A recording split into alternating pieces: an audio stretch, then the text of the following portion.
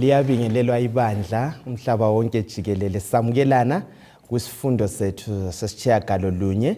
Sibonga uNkulunkulu osigcinileyo kwaze kwafika sona lesi isikhathi. Mina engikhulumayo nguAmos Maforo, ngizanxusa engilabo lapha ukuthi siphawule sona lesi sifundo kubana labo balibingelele baziveze ukuthi bangobani.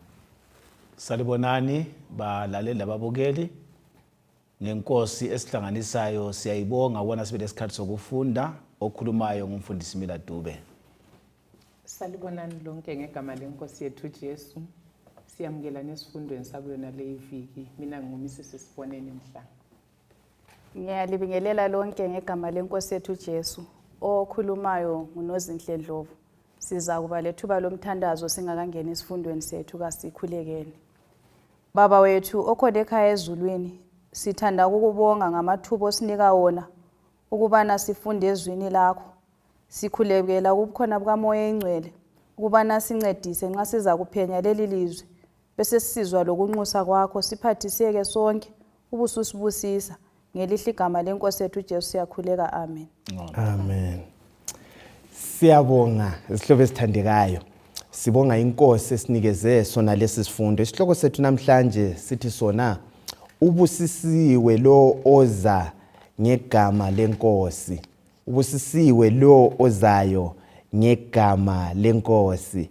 Indinyana yokwaziwa ngekhanda ithi yona Mahubo 118 ivesi ngo22 lo 23. Sacela manje usibhalele. Verse 23. Ilitshe abalilahlileyo abakhi seliyiyona ilitshe lesisekelo. uJehova ukwenzile lokhu njalo kuyamangalisa emehlweni ethu. Indaba iyakhulunywa sihlobo esithandekayo. Kuthiwa kwathi kusakhiwa isakhiwo esithile, sithi litempeli. Kusakhiwa kwakusetshenziswa amathuzo okubaza amatshe. Bebaza amatshe achiyeneyo ukuba bakhe. Kuthiwa besakha babethi bangabaza itshe lithile beyefaka lapha elimele lifakwe khona. Kulelinye ilitshe likhulu mfundisi Dube. Kuthiwa babe lokho belisunduzela lingatholi indawo ukuthi bangalifaka ngawo. Ekugcineni sebesidinga izisekelo ukuthi sifake izisekelo zaleli sisakhiwo. Kuthiwa badinga bakhathazeka ukuthi bangathola. Kwazwakala omunye umdala esithi nanti itshe leli ebese lokho silisunduza silixoshela khatshana singazi ukuthi silifake nga. Basebelithatha lelo itshe bayalifaka laba yisisekelo, laba yinziki yesakhiwo. Yilo leli litshe kuthiwa lalahlwa ngabakhi balisunduza bangalithathi eselibe yilo isisekelo sesakhiwo. Sizwani lapha nxa sisungula ku memory text esibalileyo mfundisi Dube vele obusisiweyo ngumuntu onjani. Siyabonga abalaleli babukela ukuthi iNkosi ifuna ukuthi sibe ngabathola izifundo thile. Ivesi le ikhuluma ngelitshe elalwe ngabakhi. Umfanekiso sonikwayo lapha ngobaMaforo uveza sobala ukuthi okweyiswe ngabantu kugcina sokuyingozi. Yes. Kukhulunywa ngoJesu la. uJesu kuza kwakhe emhlabeni athandwa ngabantu abaningi. Ingcosana bamazi ukuthi nguMesaya labamamukelayo. Wayengani ngumuntu nje makhasozele njengabanye abantu. Futhi uzalele endaweni ephansi. Kodwa kungakhangela namhlanje umhlaba wonke uyahamba kuthiwa lusuku leChristmas bekhumbula yena. So kungani nguye ingosi yempilo yabantu lakathi sivele yiyo. So sizafunda ukuthi uJesu lanxa engakhanya ngani ukusungula kwakhe kwakweyisiwe kodwa impilo kayikho kungala Jesu enguye umnikazi wempilo. Hey, siyabonga. Utholeni mandlo? Siyabonga. Lapha nginanzelela ukuthi ivesi le Maforo ibhalwa ibhalwe kakhulu ukukhangelwa imbali kusakhiwa ithempeli lika Solomon. Yes. Nginanzelela ukuthi ungakhangela ingosi yebambanisa imiduli yonke. Ukuthi nxa singasayitholanga ukuthi uthi imiduli lena ayengeke ibambane. Okunganga ukuthi ezimpilweni zethu balaleli lababukeli leli litshe lakhiwa ngabakhi elimele uJesu Kristu. uJesu Kristu kabe le ndawo empilweni yethu munye ngamunye wethu ukuze izinto zisihambele kahle. Hey, kumahubo kumnandi sixoxa ngaleli litshe elinguJesu Kristu. Kukhona okutholileyo yini mhlobo wa? Siyabonga engikutholayo ukuthi ya amahubo akhuluma ngoJesu mhlobo wami. I-memory text yethu nxa iveza uJesu njengelitshe elalakhiwe ngabakhi kodwa selitholakala sokuyilo eliyingozi. Siqalisa isifundo lesi sasikhuluma ukuthi amahubo zingoma bekungani ngumuntu nje ozihlabelelayo kodwa sizathola ukuthi kumahubo kulapho esithola khona uJesu eveziwe even engakabuyi ukuzofela abantu lokho ede kutshiwo ngumfundisi siyamthola evezwa enguNkulunkulu. So amahubo aveza icebo lonke lokuthi umuntu kabuyiswe kuNkulunkulu ngoJesu.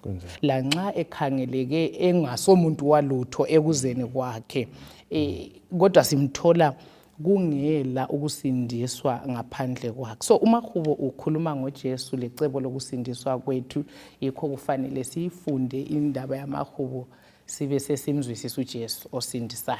Siyabonga kakhulu. So kuleli viki sizataticha amahubo asikhomba kuJesu lo obusisiweyo oza ngegama leNkosi. Angithi phela sizakhangela ubuNkulunkulu bukaJesu, ubundodana bakhe, ukulalela kwakhe, lokuthengiswa kwakhe. Uyazi kuyavezwa lembali kaJesu engakaphili kona lo mhlaba kodwa iyavezwa kumahubo icace. Kulesi sifundo kuyona le iviki sizakhangela lamahubo okulila lokubonga lokukhululwa. Angithi phela ake sikhangele lapha ihubo lika 23. Ihubo lika 23 lihubo esilijayeleyo. uJehova ungumalusi wami. Mvumelani le singayibali angithi phela ngoba ikuyindaba esijayeleyo. Ngisacela manje usikhangelele ihubo lika 28 ivesi ngo9. Sike sikhangele umalusi ozinikeleyo. Ukuthi ngumalusi onjani. Kanti vele umalusi asikhuluma ngumalusi onjani. Sacela mfundisi Dube qeda lapha ukusivezele vele ukuthi ePalestine kanti vele kwaluswa njani. Angithi phela sivalele nosi Verse 9. Yes. Sindisa abantu bakho ubusise ilifa lakho woba ngumalusi wabo ubathwale lanini nini. Yes, cela usikhangelele lapha kulamavesi ambalwa ihubo lika 8 verse 1 lo 79 verse 13 lo 100. Ungasikhangelela u100 verse 3. Kodwa mfundisi ake usiyendlalele kukhulunywa ngani umalusi wayengumuntu onjani vele. Siyabonga uchilo lapha umama ukuthi ihubo lika David leli nxa ulikhangela zingoma ziyahlatshelwa. Yes. Kodwa ungangena phakathi ekujuleni nguJesu wayevezwa. Yes. La nxa kwakubhala lapha umahubo ngu23. Yes. Lapho 8 uthena uzayelusa abantu bakhe. Lapho uthi uJehova ungumalusi wami angikwesaba. uDavid esikhuluma ngaye wayeselusa izimvu. Kunjani? So ubhala ekhangele ayekwenza izolo ekuqathanisa lokuthi uJesu wenzani kuye lebantwini bonke bakwaIsrayeli. Ungaye ePalestine. Yes. Balendlela abayelusa ngayo. Lapha kithi eAfrika sijayela ukuthi ziyaphuma zimbuzi zinkomo zimvu wena usale ngemuva. Yeah. Uyabona ukuzilandela lezi gangile zisiya ensimini zabusugijima sezingenile. Kodwa izolo izimvu zakwaIsrayeli umalusi nguye ayekwazi ukuthi amadlelo angaphi. Kunjani? Lokuthi indawo ezilengozi iziphi. Yes. So wayehlaqala yena engavulele aqala ekhangela indawo. Yes. Uthi uzazisa ngaphi abe sithi nxa engavulela yena ahambe phambili lazazi kwazi ukuthi angavula ziyama. Angaqasa ukuhamba sezilanda ngemuva kwakhe. Yes. Angafika kule madlelo khona amahla ahlale phansi elitsheni sezidla zizungelezena khona pha. Angabona utshani sobuphelile lapha asukume laseziphambi amakhanda sezimlandela. Yikho uDavid ephakathi uJehova ungumalusi wami angiyikuswela ngoba uyakwathi uJesu esikhuluma ngaye lo uyedlula lo malusi wako ePalestine ngoba yena wazi lengozi ezikhona lokuthi kuyini okulimazayo lokudla uyakwazi. So ufanisa lo malusi olungileyo odlula lo wakwaIsrayeli ngoba lo wayengumalusi ofayo. Yes. Lezimvu zazingadudulwa ekhona inyama zasendizini ngabe yaseziningi. Kodwa uJesu esikhuluma ngaye ngeke uSathana sihlwite esandisa ngoba uyena ulungile ngoba unguyo lempilo njalo. Hey madoda. Balu 103 ubusukhomenta lapha nosi. Yazini ukuthi uJehova unguNkulunkulu. Nguye owasenzayo singabantu bakhe izimvu zedlelo lakhe. Yes.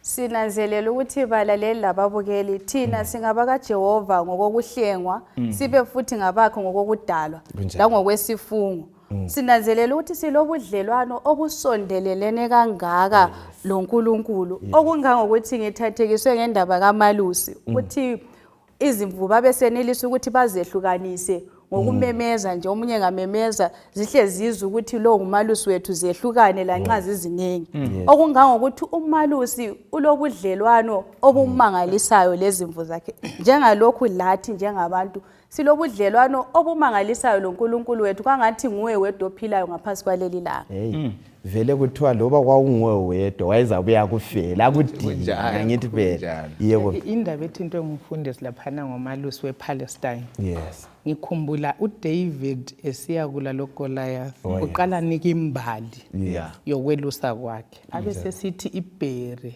mina ngalibamba ngaqedelana la so kusinika nxa uJesu ebesethatha umfanekiso njalo ukuthi uyilokho kithi abantu abakhe so kusinika iprotection umfundisi ukuthi umalusi uhamba phambili so ingozi yonke ebuyayo uqala dile ngalayo aprotect izimvu so uNkulunkulu yikho uJesu wehlala wazotesta indaba yokuchukana loSathane wasinqobela so nxa sisithi ungumalusi olungileyo uDavid esehlabela njalo nxa sengilandela ngikwazi ukuthi umalusi ukhona ukuthi angiphe iprotection angiphe ukunakekela so yikho silesibindi yikho silesibindi lanxa izinto zizimbi njani empini esiphakathi kwayo loSathane ngoba uJesu njengomalusi olungileyo ulwile wanqoba siyakwazi ukuthi lathi singabanqoba hey siyakuzwa into okubalale silomalusi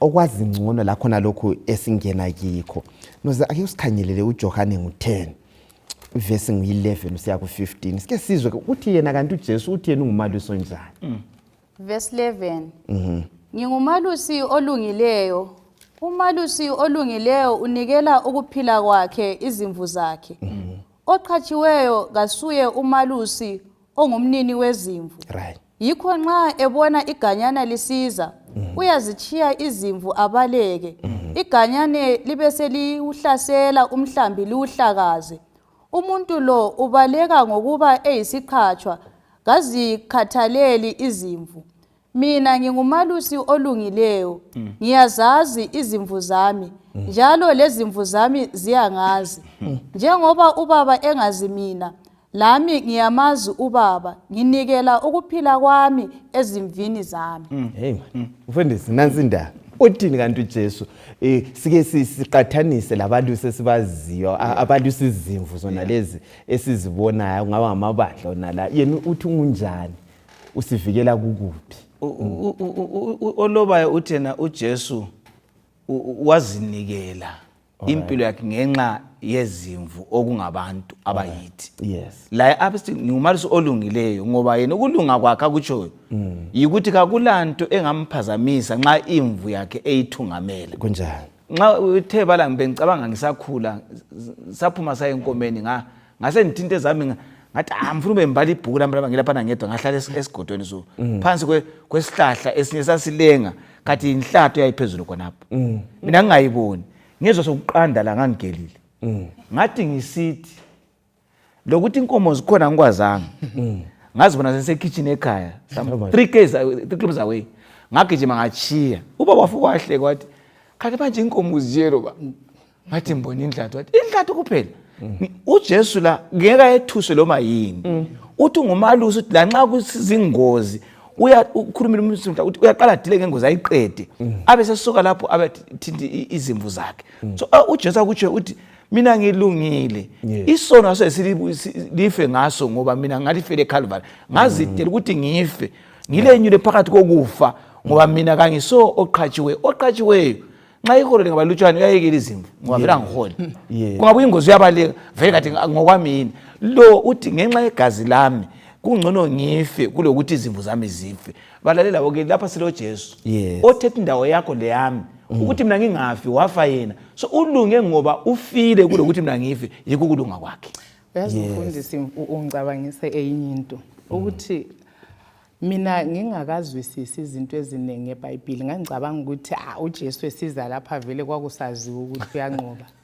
njengoba vele uNkulunkulu but imbali yempilo iyasivezela ukuthi uJesu ngokuthatha isimo somuntu Right. ya kwakungenzakala ukuthi anqothwe. Ungayifunda ku Desire of Ages ithi wariska ifailure le eternal loss. Ngiya ku point elithintile mfundisi yokuthi uJesu nxa emelana echukana lesitha wayengehlulwa but khangela irisk ayithathayo ukuze asindise umuntu. So sile value enganani ngoba khonokho nxa uJesu wayesiza esengumuntu nxa wayengehlulwa kulimpi wayengaba separated forever ku Godhead. So uthatha irisk enjalo ukuze mina lawe sisindiswe. So yikho ezibiza ethi yimi umalusi olungile. Abelusi bonke bangabaleka nje umfundisi wabaleka wazithola sezekitshini izimvu zisale zihlakazo but uJesu uyimela indaba ende wanqoba. So ngiya ekuthini asinazeleni ivalue lokuzimisela lokuzinikela ukuthi uJesu achiye ukukhonzwa lokukhothanyelwa lokwesatshwa aze athathe indawo yomuntu. So yikho lapho okule mystery khona mhlobo. Yes. Esinye isigaba esele lapha kuthiwa khona izimvu zami ziyangazi. Mina umbuzo engilawo kubabalalela babukele ukuthi kambe siyamazi uJesu. Uyamemeza ngeBhayibheli insuku zonke. Nxa sisiyeza inkonzo niyabememeza. Siyalizwa ilizwi lakhe ngoba uthe zami ziyalazi. ePalestine kuthiwa babephuma bayekwelusa engxenye amaviki amabili zilale sibasodwa izimvu egangeni. So ekuseni bangavuka bona babelale esangwenda belale eminyango naphana. Nxa bevuka owakuqala wayesukuma lusayelaphana abize zakhe ziyasukuma ziphume ezingabizwanga zisukumi. Khathi thina siphuma ukusabela lonke ilizwi sinjani? Kungaze kubiza inyanga susabelile kubiza umthakathi susabelile asimuzwa yena uJesu obizayo simsabele bese senza intando yakhe. Ngichiya umbuzo kithi njengabalali babukeli.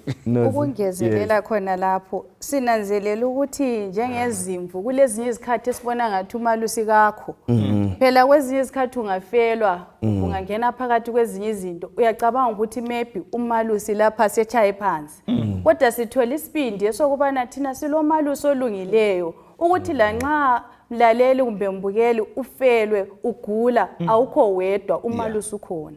Yes. Yiziphi indlela esingazisebenzisa ngensuku ngendlela esiphila ngayo sizibonayo ukuthi lapha silomalusi oqotho uJesu silaye siyafelwa ukuthintile kulezi inhlungu kuyini esingakutshela abalaleli okungasiphathisa ukuthi sibe kwazi simethembe lo malusi olungileyo. Angithi sile Bible right ukulibala nsuku zonke indlela enza unanzela ukuthi umalusi ukhona ngoba uyabe ekhuluma lami ngelizwi ukukhuleka sekuseni kuntambama lanxa isikhathi lapho kufika khona ukuthi into lapha sokunzima sokunzima kuqukhuleke umthandazo uyakusondeza kuNkulunkulu la bese sehlaze ku lokuhlabelela bathandekayo uyazi ukuthi ungabona sulobunzima ngena phakathi kwengoma uma njengoba sikhuluma ngehubo nxa uhlabela umphefumulo uyaphakanyiswa phezulu uNkulunkulu uyehla akududuse ntanami ngelawe. So kuqhakathekile ukuthi sihlale sikumumo wokusondela kumalusi sizamnanzela ukuthi ulungile isikhathi sonke. So ukuthi sidinga ukukholwa mfundisi kakhulu ukuthatha uNkulunkulu elizwini. Nxa ethungamelela ebuhlungwini but elesithembiso sokuthi ngilawe kudinga ukuthi simthathe elizwini. Ngoba kwesinye isikhathi sicabanga ukuthi ukuza kuJesu ukuthi izinto zonke sezinjani sezimnandi yikho uJesu singamzwisisi. Abanengi sifuna izinto zangaphandle kodwa lapho umalusi athungamelela khona entandweni yakhe asikho. So umlimo kasisincedise sizuza ukukhola sizuza uhamba loNkulunkulu kangaka sizwisisa ukuthi siphakathi kwempi uJesu ayinqobile ngoba sicabanga ukuthi isiKristu kuyi kuba lempilo emnandi ayisiyo imashingo necarpet angithi vela kulobunzima noziyanisesa singakadluli khonapho nginanzelela ukuthi ungaba sendaweni engafanelanga maforo ngesikhathi esingafanelanga kuyawonakala.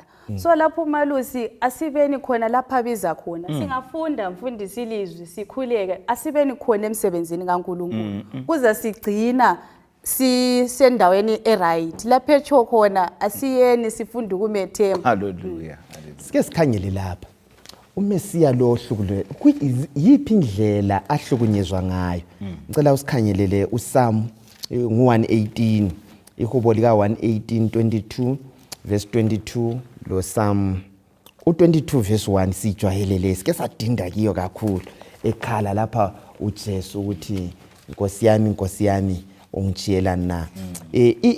uMesiya wethu lo waphathwa njani? Verse 22. Yes, verse 22. Ilitshe abalilahlileyo abakhi Right.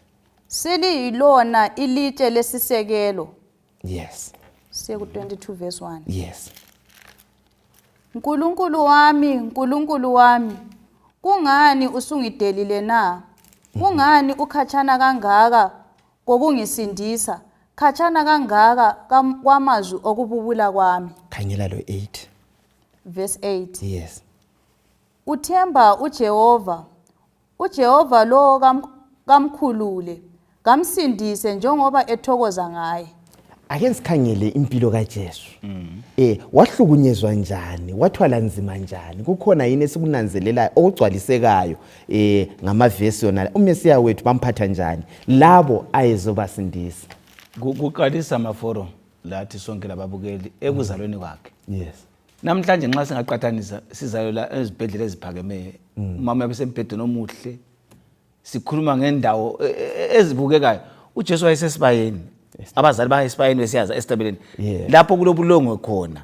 Khangela umumo wakhona khonapho, kodwa kuzala inkosi yamakhosi. Yeah. Okwakuqala indawo yokuzala yokuthi azalwe yaswelakala. Yes. Yena inkosi wahle waliwa indawo. Kusuka lapho ekukhuleni kwakhe futhi wazingelwa wasuswa wabale kwacatshe eGibhithe. Esuka khonapho esekhulile ukuthi aqalise umsebenzi wakhe ukuthi awenze, waqalisa ukulandelelwa. Yes. AmaJuda abangabaFarisi beqalisa ukufuna ukuthi ngabe bayamsusa. Ukuthi ubulawelani indaba ekhuluma iqiniso lokuthi azenze uMesiya. So wahlukuluzwa esaphila kwaze kwafika lokubethelwa kwakhe, wakhafulelwa amathe, kwaze kwakhulunywa ukuthi wena ubusilisa abanye lawe zisilise bengamboni uNkulunkulu. Impilo yakhe yonke yaba yikukhalalwa lokwaliwa kodwa enguMesiya. Nanku lokho ekhuluma ukuthi ngumaliso olungileyo ngoba ukuvezile ekuvukeni kwakhe ukuthi amandla wonke ngiwanikiwe. Ngakho ke lineliza ngikholwa hambanini ngizabalani ngobulungile. Hey.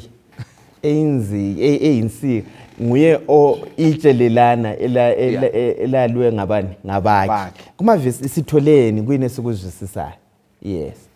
Mina ngikuzwayo maforo yokuthi indaba yokusindiswa kwethu ijule kakhulu kulalokho esingakuzwisisa. Alright. Yeah.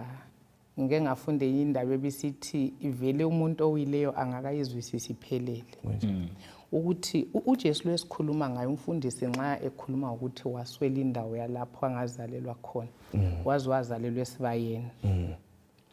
Yena kunguye owakhomanda izinto zonke lezi zabo. Uyayizwa ukuthi vele imfihlakalo. Kodwa wehla yikho sithinta indaba kaMalusi odela impilo yakhe, wehla enguNkulunkulu wathatha indawo yomuntu ongasolutho. Anti umuntu kuthiwe wenziwa waba ngaphansi kwezingilosi. So uJesu and nxa uyifunda ku Desire of Ages ekhuluma ukuthi unto us a child, ikhuluma ngokuthi uJesu kazange abuye ngesikhathi uAdam esandukuwa. Kuthiwa umhlaba wawusuyile 4000 uchukwa yisono. Wabe sethatha iform yona leya. Ngasela lutho. Wavuma enguNkulunkulu enjalo. So iletha lapha i-rejection. Mina ngiyacabanga ukuthi mhlawumbe impi esiphakathi kwayo yiyo esivalayo maforo ukuthi singaboni izinto. Umpostoli Paul ukhuluma ukuthi uNkulunkulu uyasebenzisa izinto ezinganazo izinto zalutho ukuveza izinto ezijulileyo zokusindiswa kwethu. uJesu laba abantu abaluJesu babephethe umbhalo. Izinto zonke ezigcwaliseke emehlweni. Ama-Psalms lawa babelawo sithe kusukusela enguNkulunkulu kuze kuzofika. So into yonke igcwaliseka beyikhale but still kabayibona. So uJesu waze wanqunulwa. Yes. Yeah, waze wanqunulwa kwaba lihlazo. Nozi. Asimphiki yini khathesi uJesu ngendlela esiphila ngayo, esenza ngayo, ayisithi yini esimkhafulelayo, ayisithi yini laba aze kubasindisa simphatha njani? Kwezinye izikhathi bona ngani lathi siyalala leli litshe ngendlela esiziphatha ngayo ukuthi indlela esiziphatha ngayo emphakathini akulethi dumo kuye. Alright. simbethela kakatsha ngokuhlala phakathi kwesono lokwalela esonweni yena esifele. Ungananzelela lo ngumusa, umusa ongabuyanga mahala owathengwayo, uthengwa ngokuhlukuluzeka. Ungacabanga maforo ukuthi lokhu uJesu ukhala ukuthi sokumehlukanise lobaba osezulwini. Okuyinto ayengakazi ayi-experience ahlangane layo, but ngenxa yokuthi esithandile angene ezicathulweni zethu, lokho kwakumele kwehlele thina kwehlele yena. Thina kwezinye izikhathi kasikubambi, sikufaka isisindo esifaneleyo. Ngize ngicabanga ngomunye umhlabelelo uzathi angeke ngenze into ezwisa umngani wami ubuhlungu. uJesu ngumngani wethu osithwalela amacala ethu. So umfundisi khona lokuthi sikwazi ukuthi wasifela wenza sibe ngabantu abanjani, siphila njani nxa ukwazi ukuthi wafela izono zakho khona okwenzayo kusenza sibe ngabantu abanjani. Kufana lokuthi nxa ngisejele bese kuthiwa amnesty sengikhululiwe, ngimbonga njalo nje lo obusayo ongikhulule nxa ngahlangana laye lokuguqa ngiyaguqa. So nxa sikhuluma ngoJesu la kungenza ngibe legunya lokuhlala ngimkhonza, lokudingisisa amaqiniso akhe ngaye, ngoba phela ungifele ngingakazi ukuthi nginguba, wahlukuluzwa endaweni yami. So kuthi ukuthi ukubonga kwami kangumelanga kuphele, ngimbonga ngokuhlabelela, ngokuthanda lokumsebenzela lokho athi ngikwenza ngizakwenza. La sibiso ukuthi nxa kuvuma ingoma enye ithi nxa kusithi ngife kuhle ngifele yena ulokuthi ngifele zoneni zami. So kungenza ngihlale ngisekukhonzeni ngoba ngikwazi ukuthi ngikhululiwe ngenxa yakhe. Siyabonga. Angithi phela yes siyabonga ukuchasiselwa. Ke sikhangele la ihubo lika 89 nosi. Sike sikhangele ukuthi lo Mesiya lo owazayo kanti indaba le isukela nga sasimthenjiswe kusukela nga ihubo lika 89 verse ngu27 siya ku 32. 27 kusiya ku 32. Yes. Njalo ngeza kumisa abe lizibulo lami, iNkosi ephakeme ngaphezukwa wonke amakhosi omhlaba. Ngiza kulugcina uthando lwami kuye laphakade, lesivumelwano sami laye kasiyikuphela. Inzalo yakhe ngizayimisa nini lanini, lesihlalo sakhe sobukhosi kasiyikufa saphela. Singamakhaya singaqhubeka sibale uverse ngu38 usiya ku 46, lehubo lika 132 iverse ngu10 usiya ku 12. Yikho kule ndaba yena le esifuna ukukhuluma ngayo. Isihlobo zami lapha kanti vele lizwani kukhulunywa ngubani lo wayekhulunywa ngaye isivumelwano lesi ngesikabani? Ngombhalo ucacile ukuthi uDavida nxa sikubala kuthiwa ungukhokho kaJesu. Kunjani? So kukhulunywa ngoJesu lapha uDavida ihubo likaDavida liveza uJesu kusukela siqalisa ukufunda. So nguJesu okhulunywa lapho ukuthi yena ngokwakhe uvele wathenjiswa izolo kusukela kukhokho nje uAbraham. Yes. Ukuthi kuza kuba lesizwe njalo oza kubuya athungamele uIsrael. So uJesu uhlakhulunywe engakazalwa kuze kufika kuJese, kusuke kuye kuDavida, lo Davida laye walala. Kodwa ekucineni simfica uJesu ethatha lesi sithembiso sokuthi kakusoze kuphume ubukhosi koDavida, lanxa yena sedlulile uJesu usuka thathela intonga khona phana iqhubeka egcina uIsrael ngomoya. Yes.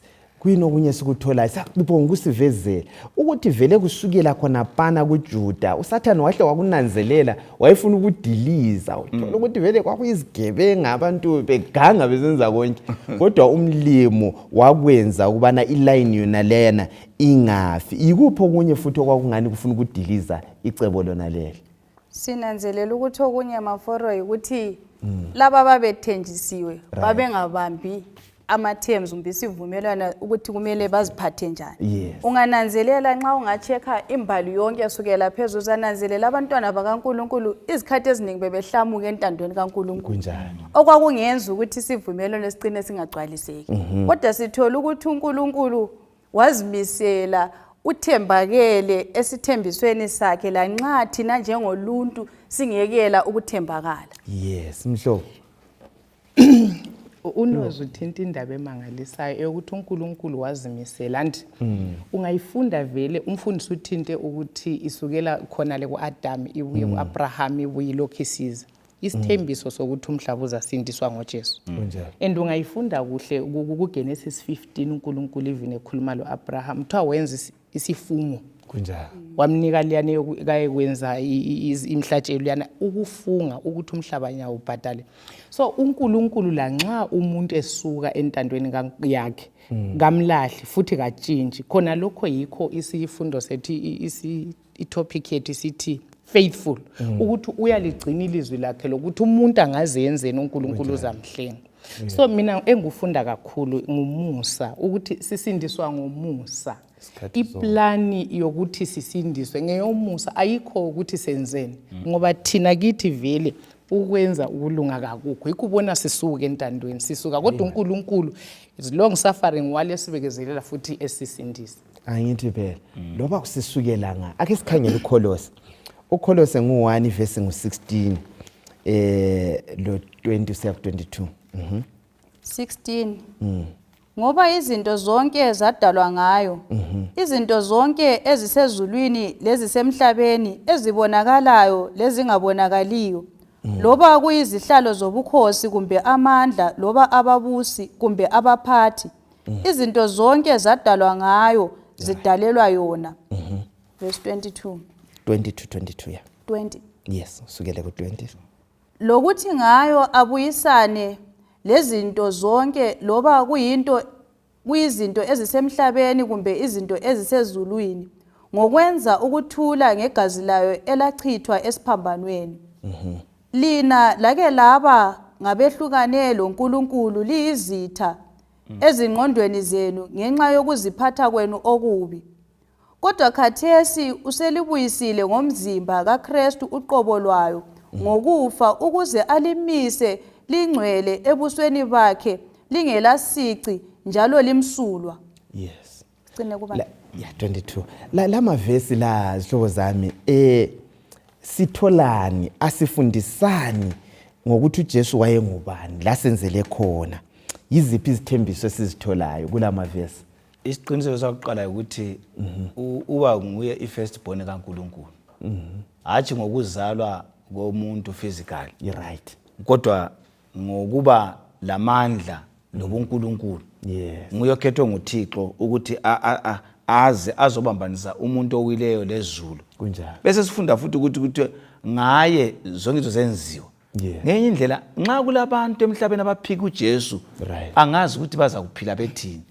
ngoba kuthiwa kakulanto emhlabeni sezulwini engayenziwanga nguye ebonakala lengabonakala konke kumile kuyaphila ngenxa kaJesu kunjalo so ubukhona bukaJesu benza ukuthi umuntu abe ngumuntu ungilayela ukhona ngapha ubukhona bukaJesu yibo benza ukuthi uphefumule ngiphefumule ngingathi mina ngiyenkonzweni ubukhona kaJesu ubucanda inkonzo so ngenye indlela sokumele ngikhonze ngendlela kaJesu kunjalo kumbe kwembatha umzimba kumele ngembathe ngendlela kaJesu kuba konke kwenziwe ngaye so lapha sifunda ukuthi uKristu nguyisiso sasento zonke kunjalo engekho yena akula nkonzo akula muntu akula mhlaba lezulu kalimi limiswe nguye hey indaba yakho leno zoyithandayo ukuthi singabakhe ngokudalwa langani bakithi ngokuhleka yes mina mfundi into emangalisayo lapha ngithola ukuthi mina iTestament elitsha leTestament elidala akakuxabani konke singakukhola sithola ukuthi uJesu yena lo okhulunywa kumahubo la ngapha nguyena lo lonke efanana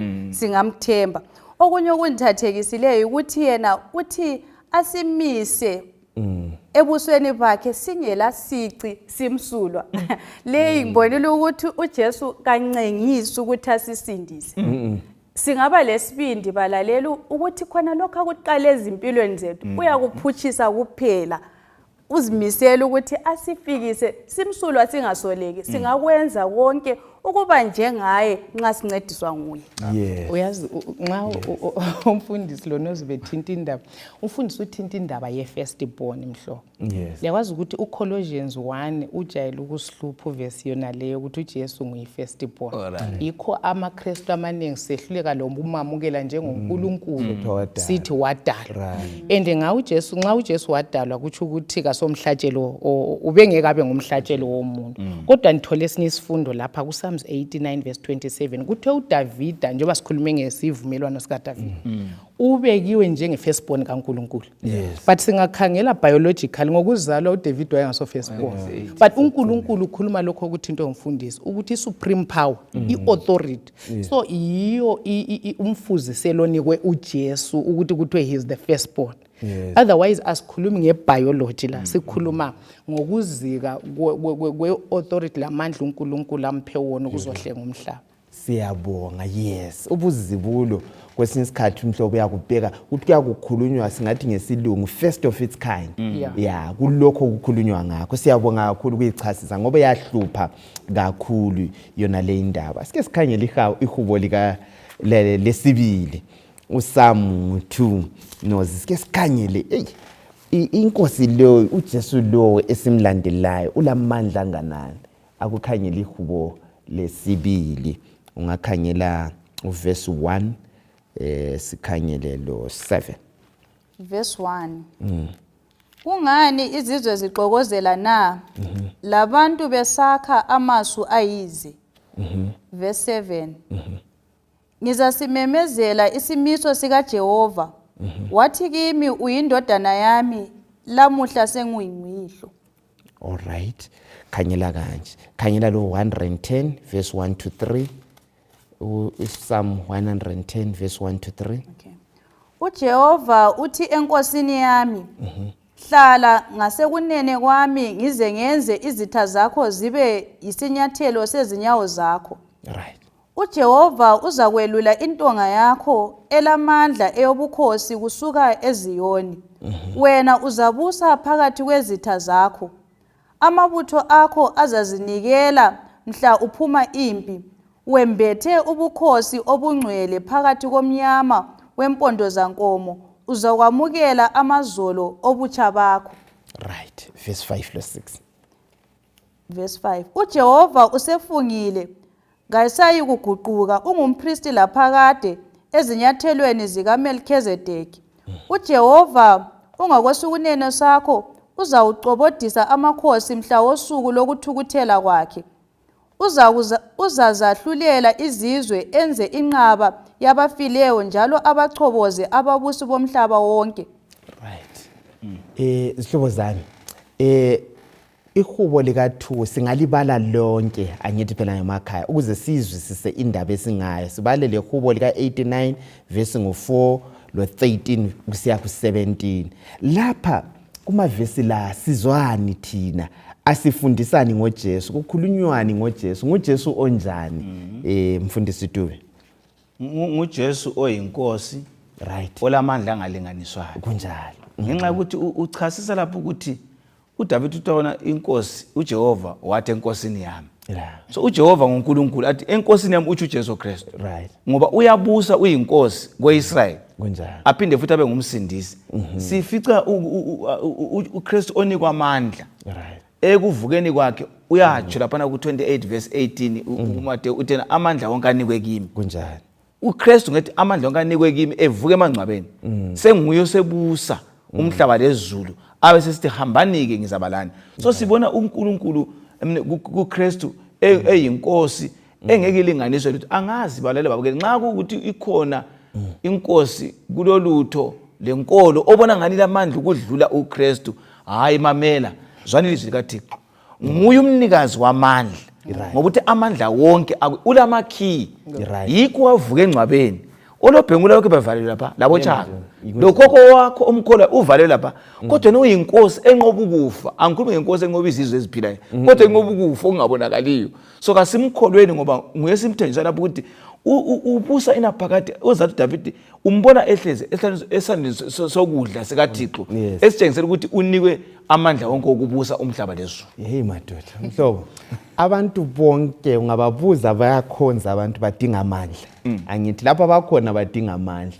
Akhona yini amandla lapha kuJesu nga? Yeah, amandla akuJesu kuphela. Right. Umfundisi uthi into elapha indaba unozi ufunda indaba yokuthi ngize ngenza izitha zenu zibe yisenabethu.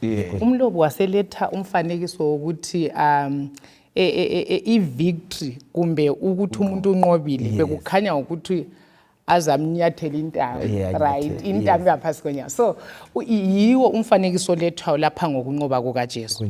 Mina ngithe ngifunda ngacabanga ukuthi uDaniel 7 lo Daniel 2 nxa unozi befunda ibisithi uzacobodisa wonke amakhosi. Kusitsho ukuthi akulambuso womuntu oyakuma ngoba isiprophet lesiyana sisitshela ukuthi sokuphele konke sokwesinye isigaba esamakhosi angamachumi kuza kuzilitshe elizacobodisa yonke into. So kuyasipruvela mina ngiyasikhola isiprophet ngoba umbuso lembuso yabuyayo yadlula ngokuvela kukaNkulunkulu lelizwi lakhe. So uJesu ubekiwe njengomcobodisi ngoba ilitshe lelana kuthwela imeli uJesu lombuso wakhe endela gcwala umhlaba wonke laba yintaba. So ukuthi umbuso wakhe kayokuguqulwa kayokuchallengewa ngumuntu. Hey kusijabulisa njani lokho nozi ukwazi ukuthi ekugcineni vele okuhle yikho kuza kunqoba sifithizela indaba yena le la ngintonga ngandi sikhulume uJesu lo ukuthi wabonakala ethweleni bakithi intonga vele imelene luleka okuzwayo okutholayo no. Siyabonga nginanzelela ukuthi singabakwazi isiphetho sendaba ukuthi sizaphila ngesibindi. Ungananzelela singabakwazi ukuthi izitha zakho uNkulunkulu uzinqobile lathi siyahlanganyela ekunqobeni kwakhe. Kuthi ukuthi phakathi komhlaba lo onzima maforo asizukubhabharika. La nxa ngingafelwa sebenganthola nhlezi ngesibindi ngoba ngiyakwazi ukuthi hayi sikhangelela ukuza kwakho sokusondele kangaka kakungethusi ngoba ngiyakwazi ukuthi indaba iphela njani. Nginanzelela ukuthi uNkulunkulu uyabusa entweni zonke phezulu kwezinto zonke okungaka ukuthi nxa simlandela kumele siphile ngesibindi. Thina sidlala sasithanda ukuthi uyakhangela onqobayo la ukuthi ungatha first big ukhethena kuqala uyabukwazi ukuthi vele siyawina vele ngoba uyayazi into yakhe. Sikhuluma ngoJesu owanqobayo akula muntu ongamisana laye ongacontesta laye ukuthi hayi lami ngilo ngamandlanyana. Silento zonke lapho uyasithembisa ukuthi singahlala esihlalweni sika baba at the right hand of the Father nxa sinqobile. Siyabonga ngiyathanda indlela elikuletha ngayo mhlobo ukulethile nonozi uyakuletha lapho lekugcineni vele onqobayo ngoJesu umbuso wabonakalayo uhleli ngokaJesu kule ndaba yentonga la. Right, yes. Intonga singabuya esintwini xa kubhubhe ubaba. Kubanjisa indlalifa umfana oqala. Intonga. uJesu uthi amandla wonke sesikuchiyele wona uyihlose ehambile. So intonga imela amandla. EkaJesu ke le ngamandla engasimandlanyana nje. Ngamandla ukuthi ingcwaba selinqotshiwe. Ngamandla ukuthi ngizothonisisa umhlaba ngoba yimi esemphethe amakhiyi. Owalokumkholwa intonga yabe sethonisisiwe. uJesu nxa ebuya akatholi sindiso. Kodwa mina ngibona ngani balela babukele sedlalela iqiniso saphila ukuthi Thixo uthi hayi wozani kuJesu ophethe intonga yempilo. Ngoba yena uyiphethe intonga ukuthi nxa eseyiphethe konke okuzayo uyasinqobela ngayo. uNkulunkulu ke usinika uKristu onikwa amandla okusehlulela kuhle uma siya kuye singabanqobe ngayo. Right. Dunamis power. Sike sikhangela indaba leka Melchizedek. Sesike sayithinta kuma verse lawa esiwakhanyeleyo. Akukhanyele uverse 4 to 7 ka 110 khanaphana. Sike sibe lesense indaba leyo ukuthi kanti vele uKristu ubupristi bakhe bahluke njani kubupristi babanye bubukhulu ngayiphi indlela. Yes. Verse 4. Yes. uJehova usefungile. Right. Kasayi kuguquka. Ungumpristi laphakade ezinyathelweni zika Melchizedek. Right. uJehova ukwesokunene sakho uzawachoboza amakhosi mhla wosuku lokuthukuthela kwakhe. Uzazahlulela izizwe enze inqwaba yabafileyo njalo abachoboze ababusi bomhlaba wonke. uzanatha emfuleni oseceleni kwendlela, ngakho-ke uzaliphakamisa ikhanda lakhe. Sike siqale la. Andivele uMelchizedeki imbala. uMelchizedeki okhulunywa lapha yayiyinkosi ngaleso sikhathi ayiphila ngaso yaseSalem. Right. Ukuthola kuGenesis 14 verse 18 kusiya ku20 lapha. Right. Aphinde futhi abe ngumpristi owaphezulu konke okaThixo. Kwakungavumi izolo ukuthi umuntu obusayo Right. eyinkosi aphinde abe ngumpristi. Abe ngumpriest. Ngama-office atshene. Kuthishene kakhulu wayethi nxa inkosi ifuna ukuthi iyehle umhlatshelo yayidinga umpristi. Kunjani? Ayekwenza umhlatshelo. Kodwa la sifica umuntu olama-office amabili. Right. Kuthiwa wahlwa wamela uKristu ozakuza. Alright. Yikho kuthiwa uKristu uza lobupristi bendlela kaMelchizedeki ngoba uphethe ama-office amabili yena eyedwa. Kunjani? nguJesu kuphela esimbone ekwenelisa ukuthi uyinkosi yamakhosi aphinde ayisihlenga ngegazi lakhe. Ngakulo munye onjalo so sifunda ukuthi uMelchizedeki yindlela uThixo asenga utho kona kazanga ngokwazi ukuthi wazalwa njani waba umkuvele manje wabakhona njengoKristu nxa simbona sithi ngumuntu kaMaria kodwa kusala ngoba yena wavela kungala senzo sokuthathana kwawesilisa lwesifazana kodwa kwaba lesenzo sifihlakele sikamoya engcwele. So siyambonga uThixo ukuthi ugcwaliswa umbhalo engabi khona esekhona kwagcwaliseka. Siyabonga ukuchasisela. Hlobo ngiyazi uyayithanda le ndaba lena. Ubupristi bukaJesu bahluke njani? Sekwakuthinta lapha nomfundisi asingeneni kuyindaba le kaMelchizedeki. Okay, siyabonga umfundisi ethintile laphana. Ungafunda umaHebheru ngo7 laphana uverse 3 wakhona. Uthi kalayise umfundisi kuthintile njalo kala nina. Njalo kala descent. Gala siqalo, gala siphetho. Abese sithi uyenziwe njengokwendodana kaNkulunkulu. So engikuzwisisayo lapha ukuthi ipriesthood kaJesu ukwehlukana kwayo anti siyananzelela ukuthi le yako Levi. Yes. Yayiphiwa indlu kaLevi priesthood. Kodwa ibifika lapho umuntu aseyiva khona ame engcenye afe. Yayibona indaba.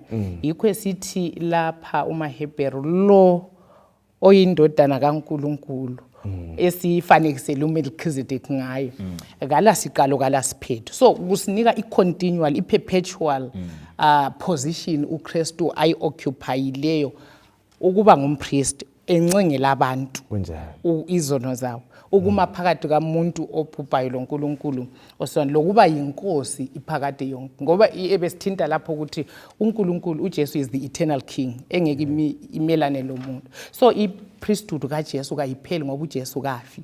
Right. Wafa wanqoba ukufa. Umhlatshelo opheleleyo. Nozi nansi indaba leyo umpriest kusisiza ngani kungcono ngayiphi indlela kumbe kuyini okuzwayo kwindaba lezi Mina ngizwa ukuthi ubupristi bukaJesu buphakeme kakhulu. Ungananzelela abapristi bebesithi nxa bengena baqale bavuma izono.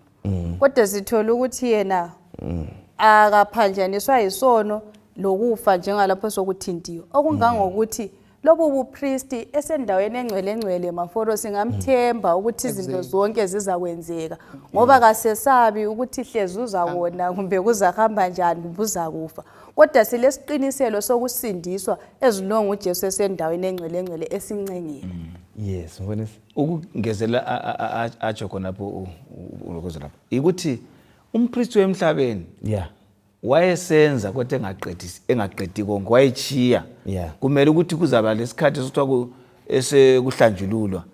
Lakho futhi kuhlanjulwa ithempeli lemhlabeni. uJesu engabuyanga ngabe la kathesi lokho kunjalo. But uJesu kuma ngaye nguJesu ohlambulula umhlaba wonke azayihlambula lenhliziyo yomuntu. Kunjalo. So ngenye indlela isono asiphanye kasigcine kwenye indawo kumpristi lo. Sisuswa siphele impela. Kodwa abayizolo besiphanye kwembuzini siyelahlwe ngale lokho kungaphelanga. kuJesu uhla asusiso nemuntwini lebandleni lemhlabeni wonke lasezulwini kwaqala khona uSathane kugezisiwe ngenxa kaJesu umpristi opheleleyo. Ngiyakhumbula umaHebheru mfundisi nxa icomba kuhla bese sithi ungene ngegazi lakhe. So abapristi bebengala gazi abalilethayo ukuze umuntu ahlanjulwe ngoba bekungumfuziselo. Kodwa uKristu esefikile wahlatshwa waba ngumhlatshelo ongeke uphinde ube ureplacewe ngomunye umhlatshelo. Siyabonga indaba emnandi le. Abantu bakhathazwa isono, abantu bayagijima badinga usizo ebantwini. Namhlanje siyafunda sihlobo esithandekayo ukuthi thina silompristi omkhulu onguJesu ongene ngegazi lakhe. Asiyeni kuJesu siyevuma iziphambeko zethu. Konke lokho sikufunda kumahubo. So ibhuku leli singalideleli ibhuku lamahubo. Kulemfundiso ezinengi. Kukhulunywe ngoKristu lalapha angene khona nangu sendaweni engcwele esinxengila. Ake sikhangeleni lokho. Nxa ukhangele uJesu indaba yemthandazo esiyenzayo. Nxa sincenga sikhulumisana silokho sikhona phana kwindaba yobupriest. Anti ku sanctuary lapha namfundisi kwakulikhona leyana impepha leyana eyayichiswa leyana imele imthandazo yabangcwele. Khathesi nxa sikhuleka iyangaphi kule nkulumo kulokukhulumisana yini la uJesu uyezwa yini lo esikhuluma laye uJesu lo ende njalo uyaphendula yini uze sinikeze abalaleli isiqiniseko sokuthi into ukholo lwethu luyaphila into yabhadala yini kumbe idrama. Ilizwe silibala esikhulume ngalo ukuthi ileli sithungamele ukuthi simbone simazi simuzwe. Uthena uma abantu bami ngu714 abantu ezikhuluma zakuqala babizwa ngegama bangakhuleka besemhlabeni ngizabezwa. uJesu uthembisa ukuthi ngizabezwa ngenye indlela aso Jesu somayo sikhuluma ngaye. So nxa sikhuleka sikhuluma lo Thixo sikhuluma lo Jesu salokhu ukhuluma lo yihlo lo nyoko ngoba uthi wena uJesu uthena nxa oyihlo licela inhlanzi bengaliniki inyoka kanganani mina. So uJesu ulalele kusweleka ukuthi mina engikhulekayo ngikholwa ukuthi usezwile bese ngihamba ngokukholwa kuyakwenzakala. So uJesu bathandekayo ngomithandazo uyasizwa ngamahubo uyasizwa lokumkholwa kusenza sibe lokudlana naye obuzwakala futhi obambekayo. Right. Amahubo sivezela ukuthi le yimithandazo anibe kukhulekwa lapha. KuKristu ibe ngithandazo futhi ngobani ngoKristu. So nxa siya etempelini asambeni siye khuleka siphilene amahubo angithi phela kuzasenzela kahle. Le ingqondo le inozileyi lomhlanga lapho yokuthi uJesu yazi isiduduza ngayiphi indlela ngizabuyela kiyo ngoba into ekhathaza abantu into yamandla la. Ungabona abantu sebesiya kuba prophet besiye ezinyangeni badinga amandla badinga ukukhululwa bekhohle ukuthi ngapha yikho kulana okulenkululo. So lo mcabango ukuthi amandla wonke anikezwe mina ezulwini nasemhlabeni ancedisa njani aqinisa njani isithembiso lesesilaso. Sinanzelela ukuthi singezwe ukuthi amandla wonke aphiwe uNkulunkulu kusenza ukuthi singesabi. Kukho konke esukudingayo uJesu uyenelisa ukuba yilokho ufuna ukuthi abe yikho khona. Abafuna isinkwa sokuphila uJesu khona. Abafuna amanzi okuphila uJesu khona. Entweni zonke uJesu uyimpendulo abalembuzo uyikho konke ngoba amandla aphiwe yena. Yes. Yebo mhlo. Mina bengifuna ukuthi ngithi akula mandla ngaphandle kwamandla kaKristu. Right. Yeah. Awakho amanye amandla. uNkulunkulu esekela umhlaba lo umhlobo. Yes. Yeah, uthe ususiwa wawele ezandleni zesitha. Kodwa ukufa kukaJesu lokuchiya kwakhe izulu ezowuthatha back. Ngawakho amanye amandla ngamelana lamandla akhe. Yikho esinika isiqiniselo lapha kade uyibuza ukuthi nxa isithi amandla wonke aphiwe mina nguye vele umnikazi is the rightful owner yomhlaba lo. So uthenge back ngempilo yakhe. So khona lokho kuyasinika isiqiniselo ukuthi thina singaba kaNkulunkulu unoze uyayifithisela indaba le singaba kaNkulunkulu kabili. Yes. Ngokudalwa la ngokuhlengwa. So mina engikwesaba kakhulu umaforo ukuthi sithengwe ngentengo yesabeka kangaka. Izulu liriskile ukuthi hayi nxa kuyukuthi ngiyahamba but umuntu kumele ngiyembuyisa. Yes. Ende indlela thina esizibamba ngayo siyazeyisa kangaka sicabanga ukuthi uNkulunkulu angayihlule usinika isinkwa sokufida umzimba. Nxa engayigodlanga indodana ube ngehlule yikho ubona phela sesiyadinga amandla kwezinye indawo ngoba sicabanga ukuthi uNkulunkulu kalamandla. But nxa engayigodlanga indodana yakhe wayipha ukuthi kayizothenga umhlaba. Kuyini okunye uJesu uyazi isiphambano umhlobo sisila yonke into konke sikudingayo sikuzuza ipackage isiphambano. So asingesabi nxa simkhola uJesu kasiyeni kuye konke okunye temporary or eternal izinto kulamandla lokho mhlobo, kulamandla kakhulu. Isihlobo esithandekayo singethukini, sisindisiwe asambeni kuMesiya lowo onguye obusisiweyo ozayo ngegama leNkosi. Singethukini, ungabala uDesire of Ages upage 24 lo 25 uyakhuluma ukuthi lo igama lakhe nguye. Nxa sithi nguye u-I am, angaba yisinkwa, angaba ngamanzi, angaba impahla yokugqoka, uyimpilo, uyikho konke. So singethukini, amandla wonke akuye. Mfundisi Dube, amazwi akho okugcina sigoqa lapha. Siyabonga sihlobo esithandekayo ukuthi iNkosi ibe lathi sifunda ngoMesiya, sifunda ngoKristu, sifunda ngomsindisi. Yes. Unginguye lo, angaba ngowakho, angaba ngowami. Nxa ngingamkholwa mbambelele, ngingesabi lutho, ekhaya siyahamba singesabi. Right, Nazi. Mina nginanzelela maforo ukuthi kumele siwele phezulu kwaleli litshe. Ngoba singekela lizawela phezulu kwethu bese lisicoboza ngithini balaleli, kasigobeleni intando kaNkuluNkulu ngazo zonke izikhathi, sithembe lezethembiso zakhe ziqinisekile. Mhlobo, Elokugcina bazalwane kasiyeni kuJesu. Konke okunye ku-center around uJesu. Konke sikudingayo okwempilo yansuku zonke, okusikhathazayo, imikhuhlane, indlala, zinswelo. Kuze kuthi le ndlala yangaphakathi isikhale esilaso konke sizuza ukusithiseka kuJesu. Apart from uJesu akulalapho esizasuthiswa sikhona. So kasambeni kuJesu sizuza ukuphila kwanamuhla sibe sesizuza ukuphila kwakusasa. Singethukini isihlobo esithandekayo. UJesu ungenile kukho konke, nguye osikhathazekile, nguye ohlukunyeziweyo. Yilo itshelelana elakhilalwa, eyalaliwa ngabakhi, yilo eseliyo inziki. So isihlobo esithandekayo silayo uMesiya ophethe amandla. Ingoma ithi yena ihlele esihlalweni sakhe ubusa yonke imimoya. Asihlanganeni isihlobo esithandekayo kuviki ezayo, sikhangela thina njalo izifundo. Isihloko sethu sasithi izifundo esizitholayo embalini, izifundo esizitholayo embalini. Asithatheni ama-pamphlet ethu sitatiche, kuzasenza sikhule sibe ngcono ekumazini uNkulunkulu. Sacela umfundisi uDube asivalele ngomthandazo. Kasikhuleke nini baba wethu osezulwini, okwethu ukubonga ukunikwa amathuba nje inhlanhla yezulu sisaphila ukuqondisa ukuthi Jesu wasifela, igazi lakho lampompoza ngenxa yethu. Sicela ukunikwa ukuzwisisa, moya engcwele kasincengele, inhliziyo zithunjwe, wonke olaleleyo lobukeleyo sifunde ukuthi ngaphandle kukaKristu angeke senze ulutho. Siyabonga nxa siyakwehlukana sihlanganise njalo ngokuthanda kwesifundo ngoJesu. Siyabonga, siyakhuleka. Amen. Amen.